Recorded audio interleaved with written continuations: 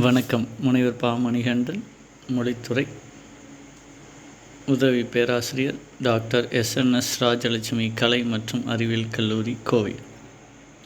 சென்ற வகுப்பின் தொடர்ச்சியாக பாரதியாரின் புதிய ஆத்திச்சூடியிலிருந்து அடுத்ததாக காலம் அழியேர்.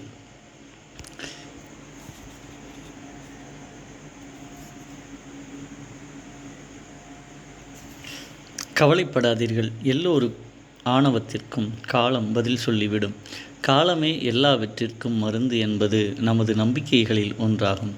ஆனால் அதற்காக முடங்கி போகாமல் அந்தந்த காலங்களில் எதை செயல்படுத்த வேண்டுமோ அதை செயல்படுத்தியாக வேண்டும்.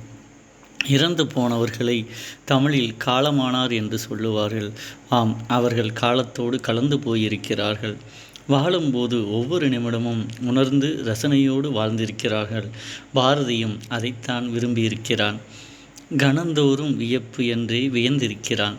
தான் எதிர்கொள்ளும் ஒவ்வொரு கணத்திலும் உள்ள புதியவற்றை ரசனையோடு எதிர்கொண்டான். அதனால்தான் நோக்குமிடமெல்லாம் நிந்தன் பச்சை நிறம் தோன்றுதையா என்றான். தீக்குள் விரலை வைத்தால் நின்னை தீண்டும் என்பும் தோன்றுதையா என்று உரைத்தான். ரசனைக்கு வாழ்க்கைக்கு வழி சொல்கிறான். காலம் என்னும் சிலரை கொண்டாட காரணமே அவர்கள் காலமறிந்து ஆற்ற வேண்டிய செயல்களை சரியான முறையில் செய்ததே ஆகும். நாம் செய்யும் செயல்களை காலத்தால் அழிந்து மறந்து போகாமல் நிலைத்து நிற்க வேண்டும் என்பான் பாரதி.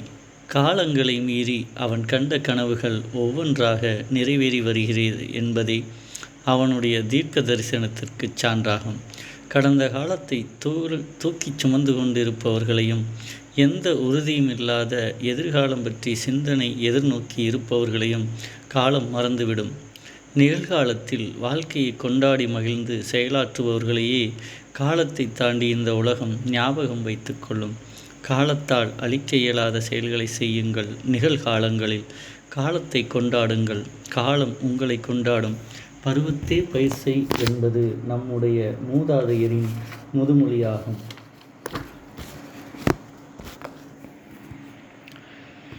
கடைசி வரை தைரியத்தையும் காலத்தையும் வென்ற கவிதைகளையும் பாடியவன் பாரதி.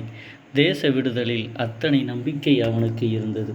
30 ஆண்டு காலத்திற்கு முன்பே விடுதலை பெற்றுவிட்டதாக நம்பிக்கையோடு ஆடிப்பாடியவன் பாரதி. இறுதி வரை தனது நம்பிக்கை விதைகளை குழந்தைகளிடமும் பெண்களிடமும் விதைத்தவன். எல்லாவற்றையும் தாண்டி இரக்க குணத்தை கடைசி வரை போற்றியவன் பாரதி. யாருக்காகவும் தேசத்தை விட்டு கொடுக்காதவன். உயிர்களிடத்தே அன்பு வேணும் என்று எல்லோரிடமும் அன்பை விதைத்தவன். கம்பீரத்தையும் காலம் தாண்டிய கனவுகளையும் யாருக்காகவும் விட்டு கொடுக்காத கெட்டிக்காரன் பாரதி. உங்களுக்கு பிடித்தமானவற்றை பற்றி கொள்ளுங்கள். அது உங்கள் இலக்காக அமையட்டும். நீங்கள் அடைய வேண்டிய இலக்கை கடைசி வரை காலம் விடாமல் பற்றி கொள்ளுங்கள். குறிகள் தவறும்போது இலக்குகளை மாற்ற முயற்சி செய்யாதீர்கள். ஒவ்வொரு முறையும் தளராத முயற்சியும் நம்பிக்கையும் உங்களோடு இலக்குகளை நோக்கி நடைபோடுங்கள். கடல் தாண்டி வரும் பறவைகள் ஒரு குச்சியை மட்டுமே நம்பிக்கொண்டு அவ்வப்போது கடலில் இளைப்பாறிவிட்டு தனது இலக்குகளை அடைவது போல ஏதேனும் ஒரு மகிழ்ச்சியை முயற்சியோடு கவ்விக்கொண்டு முன்னேறுங்கள். உங்கள் இலக்குகள் எவ்வளவு தூரமாக இருந்தாலும் மகிழ்ச்சியோடும் நம்பிக்கையோடும் பயணிக்கையில் அது எளிதாகிவிடுகிறது. அடுத்த அடியில் கூட வெற்றிகள் இருக்கலாம். திரும்பி விடாதீர்கள். வெற்றி ஏமாந்துவிடும். பல நேரங்களில் நம்மளை சலிப்படைய சில செயல்கள் அப்படியே விட்டுவிடுவோம். நாம் விட்ட இடத்தில் இருந்து தொடங்குபவர்கள் வெற்றி கனியை எட்டி பறிக்கிறார்கள். நம்முடைய முயற்சி உழைப்பு எல்லாம் வீணாகிவிடும்.